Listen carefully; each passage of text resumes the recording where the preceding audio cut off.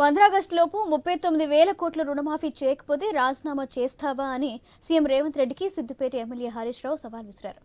సంగారెడ్డి జిల్లా కొండపూర్లో బీఆర్ఎస్ ముఖ్య నాయకులతో మాజీ మంత్రి హరీష్ రావు సమావేశం నిర్వహించారు.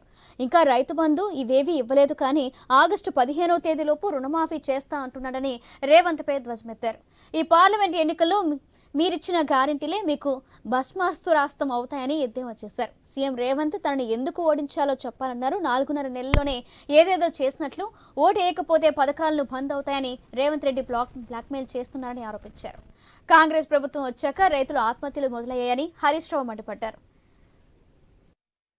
డిసెంబర్ 9 నాడు రుణమాఫీ చేస్తా అన్నావు, మాట తప్పినవు. ప్రమాణ స్వీకారం రోజే 6 గ్యారెంటీల మీద తొలి సంతకం పెడతా అన్నావు, మాట తప్పినవు. అసెంబ్లీలో 6 గ్యారెంటీల మీద చట్టబద్ధత తెస్తా అన్నావు, మాట తప్పినవు.